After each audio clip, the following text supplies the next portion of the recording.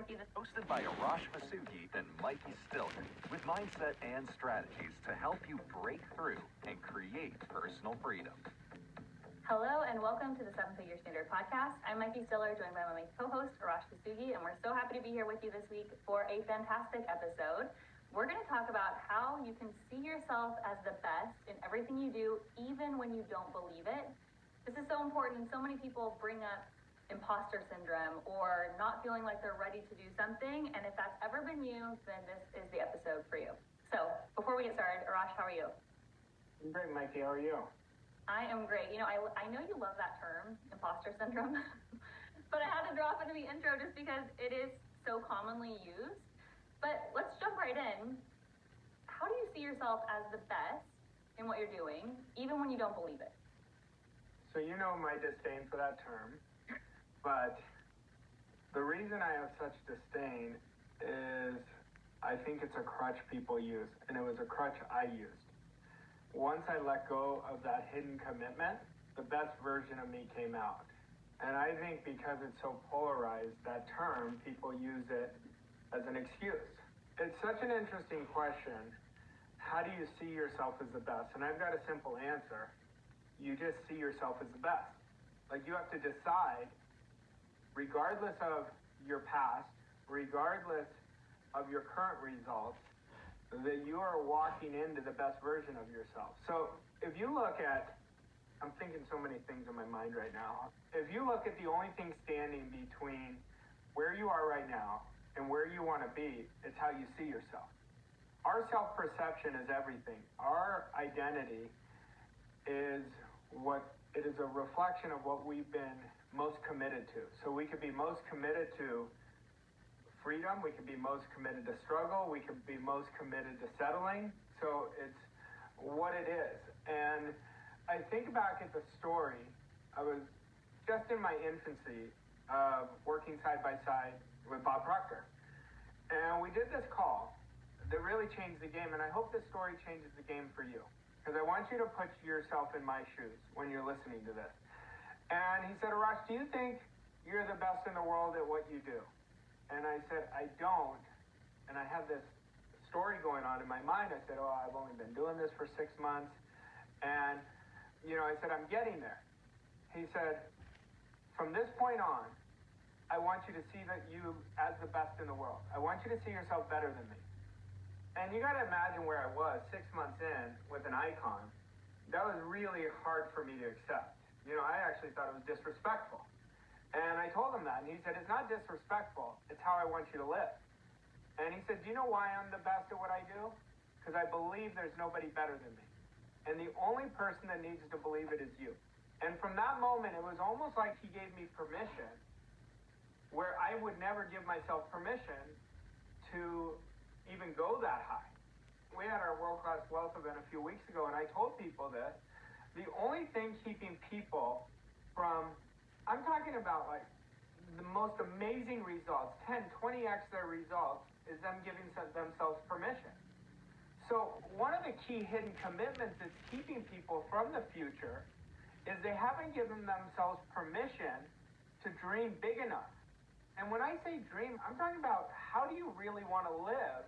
And we've got to activate the imagination. The game is always imagination and how we use our mind. Imagination and how we use our mind. Well, when we act and we accept that idea, I want you just to play with me for the rest of this podcast. And imagine it was impossible for what I'm about to tell you that you couldn't be, do, and have. Okay?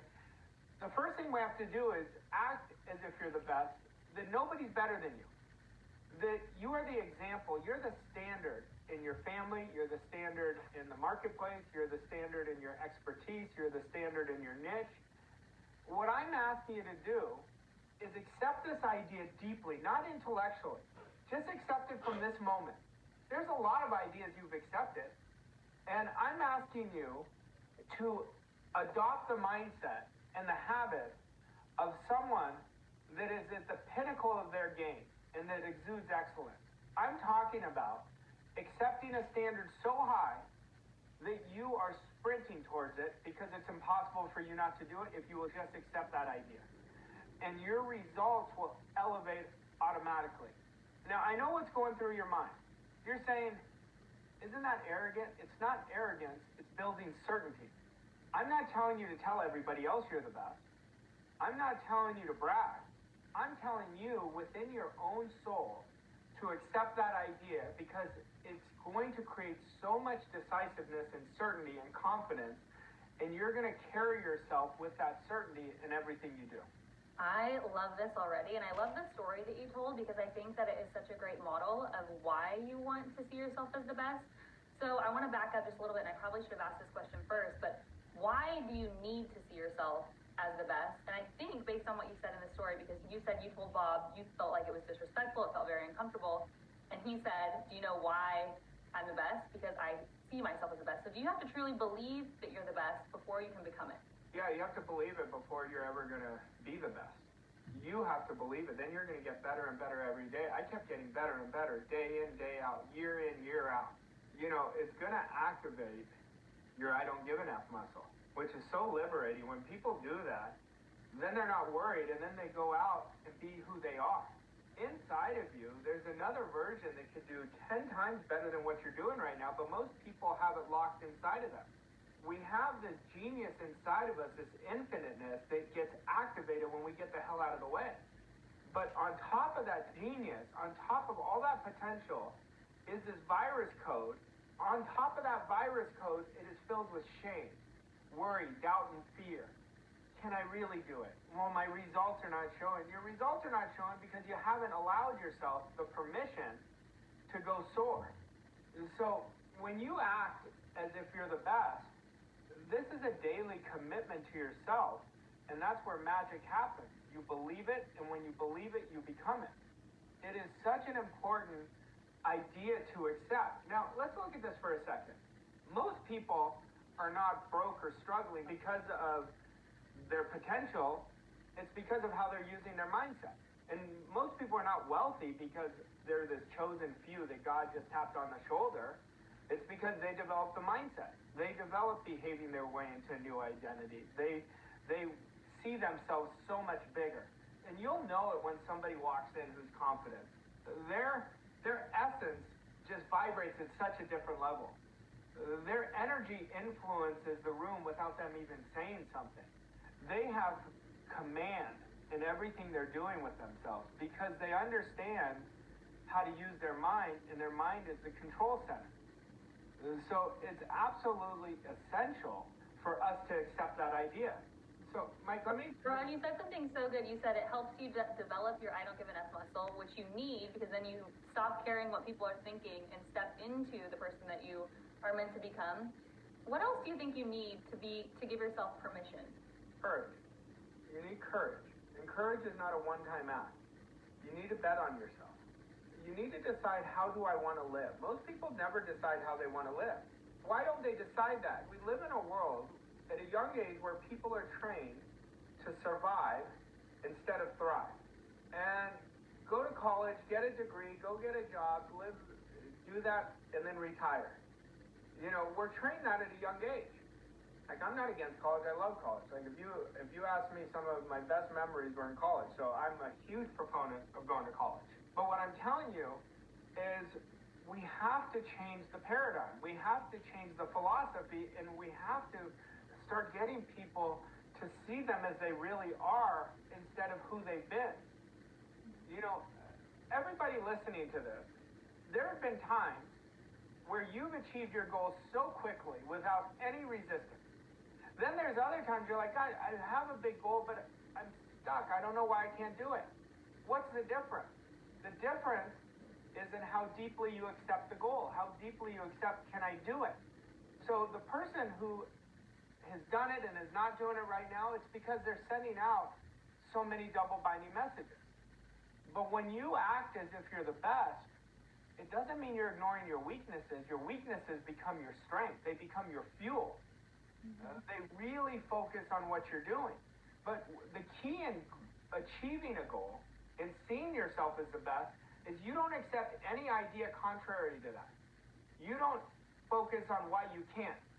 You know, I'll have clients always tell me, Arash, I want to get this job, or build this business, but I have a problem. And I said, well, you already lost because you told me a problem. You don't have a problem, you have an opportunity. So if you want to grow, you want to be a great opportunity solver. And listen to my language. I didn't say problem solver, I said opportunity solver. Someone who sees themselves as the best is never defaulting to the problem. They're always seeing it, it's a way for me to get better. There's another idea that I'm not seeing. There's another way that I can't see. And see, if we really understand quantum physics, there is a quantum field. And how you create wealth is going on a higher frequency. Well, how do you do that? You think, feel, and act and make decisions from the goal already achieved. Now, people are going to hear this and be like, I've heard that before. Well, don't hear it, do it. Do it and test it and watch what happens. But this quantum field demands us to be a bigger version of ourselves. I was working with our Pinnacle Club recently, and I said to them, I said, you never chase success. Success chases you once you believe you're worthy of it. The reason you're not seeing it is you don't feel worthy or deserving of it, and you're not accepting it. It's a hope or a wish instead of a demand. Like, this is who I am. This is what I'm doing. I don't care how long it takes. But this is the attitude for the people who already have accepted the idea that they're the best. So, Raj, for someone who is not used to seeing themselves this way, what's the best way for them to develop an idea or a picture in their mind of this best version of themselves, or as being the best at whatever it is they want to be the best at?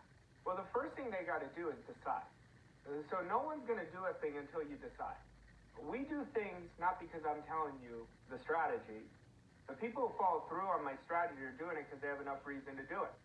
So until you decide that I'm done playing small, I'm going to play the best version of myself, you're leaning into it and walking into that moment, even though you haven't seen any result change, even though you haven't taken any action, you've literally transformed your identity. And you have to go back to the lesson we did on the decision, and decision has to be followed through every day. We've got to create a habit of not just starting and stopping, we've got to get a habit of following through on what we decide. A lot of people will say to other people, they'll be super accountable to other people, but they'll lie to themselves and they'll choose out. Well, that's not a habit of somebody who's their best. So the first thing we do is decide. The second thing we do is we set an intention every day. Just for today, I'm going to make every decision like I'm the best at what I do. And you have to set it to start the morning. Put an alarm on your phone that says, just for today, I'm going to decide that I'm the very best in the world at what I do. It is going to remind you, it's going to be the idea that uses you.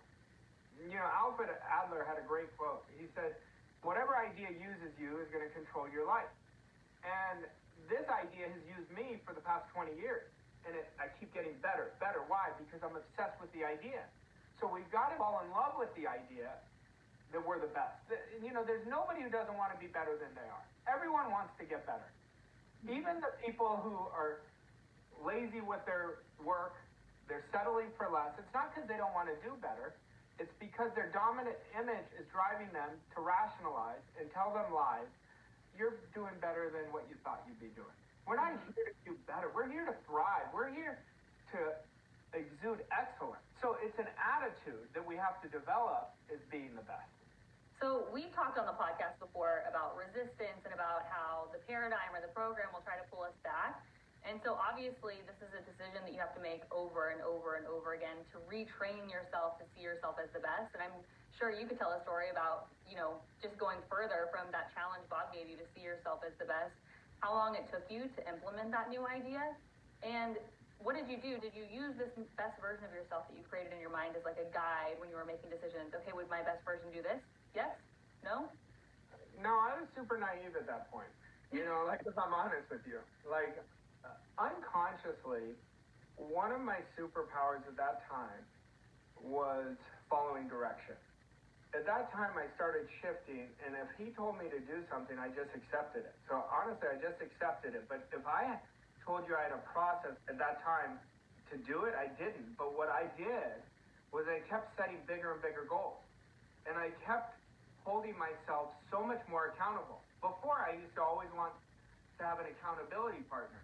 Well, I didn't need an accountability partner anymore. He put a carrot in front of me, and I just wanted to keep getting to bigger and bigger carrots. That's what I did. And the funny story, years later, we're sitting down in Toronto, and we're having coffee together. And he said to me, do you think you could outsell me? And I said, first of all, you have this big advantage. You're the guru on top of the mountain. I'm still going to outsell you. And he started laughing. He literally spit out his coffee. And he said, that's why you're so good. And we made a bet. We actually made a bet. And for 2 weeks, we went at each other, like in a friendly way. That would have never happened if years before I didn't see myself that way. I developed so much confidence in myself, and I was so detached whether he was going to beat me or I was going to beat him. You know, I was so detached from it. You know, in scripture, it says iron sharpens iron. And so your inner circle is so important, because if you have an inner circle that is just trying to survive, you're in the wrong circle if you're wanting to thrive. But if you're in an inner circle of great mentors, great people, like-minded people who are stretching, their stretch is upgrading your standard just by you being around them. My stretch happened by circle at that time, you know. And then I brought a lot of people up with me, because nothing is going to transform somebody else than your example. Because then they say, well, if he could do it, I could do it. You know, so I brought a lot of people up with me. That was one of the most transformative conversations when I didn't give myself permission to giving myself permission and becoming the best version of myself. That was the conversation that shifted everything in my identity. So for everyone listening to this, what is the best way for them to put a carrot in front of themselves? Well, you got to first ask yourself, what do I really want? How do I really want to live? Without any limitation. But you answer this question without any relationship to your past. It's just, how do I want to live going forward? I don't want you to say, I'm going to do 10% better. If it is 10% because that's how you want to live, fine. But I want it completely detached from what you've ever done. And I want it to be how you really want to live. That's the first step. Then you've got to accept the idea, and you've got to choose in and beat your personal best every day. And I want you to constantly work on identity, constantly work on standards. And as you do that, you're going to create an enormous image of yourself. And just in 60 days, you watch how much your confidence is going to change, how much you're never worried about what other people think, how much different your action is going to be. Instead of just taking monotonous action, you're going to take relentless, bold action. Your thinking is going to be abundant. You're going to see just by starting, it's going to change the game. It's going to absolutely change the game. I love it. All right, let's jump into an action step for today. Well, this isn't for everybody, this podcast today. You know, this is for the people who want to decide that they're going to be the best at what they do. And what I want you to do is send me an email at hello@vosscoachingco.com and choose in if that's you. I want you to do that. That's the action step. I want you to send it to hello@vosscoachingco.com if you're ready to decide to be your best. That alone will start the process, because now you're choosing it. I love it. Arash, thank you so much. Always so good. Thanks all of you for listening today. If you enjoyed today's episode, go ahead and leave us a rating and review, and most importantly, share this with your friends and family or on social media. And we'll see you next week for another episode of the 7 Figure Standard Podcast. Thanks, Arash.